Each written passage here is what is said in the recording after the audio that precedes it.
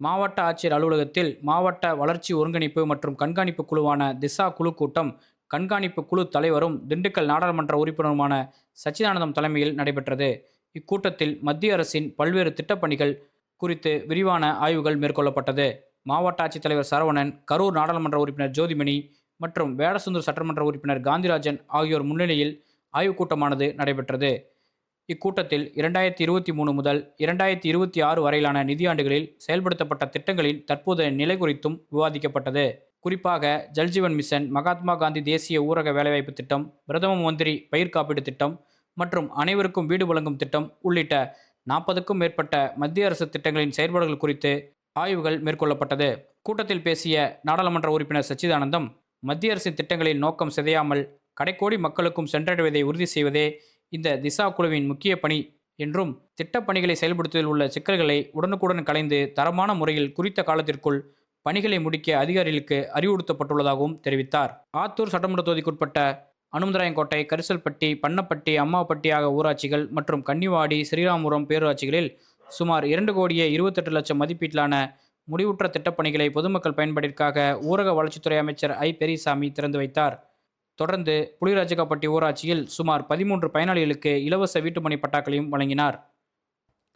நிகழ்ச்சியில் பேசிய ஊரக வளர்ச்சித்துறை அமைச்சர் ஐ. பெரியசாமி, தமிழ்நாட்டில் 8 லட்சம் வீடுகள் கட்ட திட்டமிடப்பட்டு 2 லட்சம் வீடுகள் கட்டுவதற்கான ஆணைகள் வழங்கப்பட்டதைத் தொடர்ந்து 1 லட்சம் வீடுகள் தற்பொழுது கட்டி முடிக்கப்பட்டுள்ளதாகவும் தெரிவித்தார்.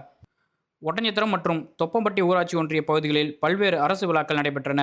இதில் உணவு மற்றும் உணவுப் பொருள் வழங்கல் துறை அமைச்சர் சக்கரபாணி கலந்து கொண்டு சுமார் 4,63,00,000 ரூபாய் மதிப்பிலான புதிய திட்டப்பணிகளுக்கு அடிக்கல் நாட்டினார்.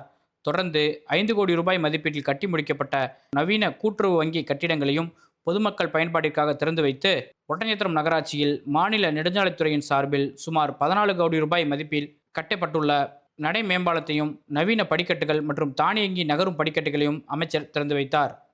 நிகழ்ச்சியில் பேசிய உணவுத்துறை அமைச்சர், காவிரி கூட்டு குடிநீர் திட்டத்திற்காக சுமார் 940 கோடி ரூபாய் ஒதுக்கப்பட்டு பணிகள் விரைந்து நடைபெற்று வருவதாகவும் தெரிவித்தார்.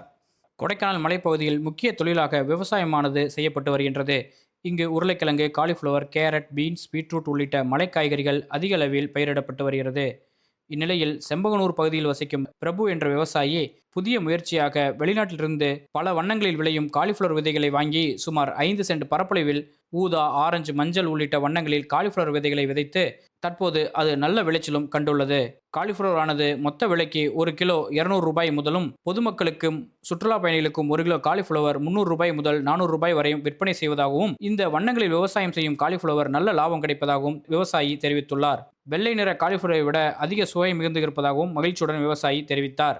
இந்திய தேர்தல் ஆணையத்தின் உத்தரவின்படி 2026ஆம் ஆண்டிற்கான வாக்காளர் பட்டியல் சிறப்பு சுருக்க திருத்தப் பணிகள் திண்டுக்கல் மாவட்டத்தில் நிறைவடைந்து பெயர் சீர்த்தல், நீக்கல் மற்றும் முகவரி மாற்றங்கள் செய்யப்பட்ட பிறகு திண்டுக்கல் மாவட்ட ஆட்சியர் அலுவலகத்தில் அங்கீகரிக்கப்பட்ட கட்சி பிரதிநிதிகள் முன்னிலையில் இறுதி பட்டியலானது வெளியிடப்பட்டது. மாவட்ட தேர்தல் அலுவலர் மற்றும் மாவட்ட ஆட்சியருமான சரவணன் வெளியிட்ட வாக்காளர் பட்டியலில் மொத்த வாக்காளர்கள் 16,72,075 நபர்களும், அதில் ஆண் வாக்காளர்கள் 8,12,937 நபர்களும், பெண் வாக்காளர்கள் 8,58,964 நபர்களும், மூன்றாம் பாலினத்தினர்கள் 174 நபர்களும் இடம்பெற்றுள்ளன. திண்டுக்கல் மாவட்டத்தில் மொத்தம் 2,301 வாக்குச்சாவடி மையங்கள் உள்ளன. திண்டுக்கல் மாவட்ட வேலைவாய்ப்பு மற்றும் தொழில்நெறி வழிகாட்டு மைய தன்னார்வ பயிலும் வட்டம் மூலமாக அரசு பணியிடங்களுக்கான போட்டித் தேர்வுக்கு தயாராகும் போட்டித் தேர்வு ஆர்வலர்கள் இலவச பயிற்சி வகுப்புகள் நடத்தப்பட்டு வருகின்றன.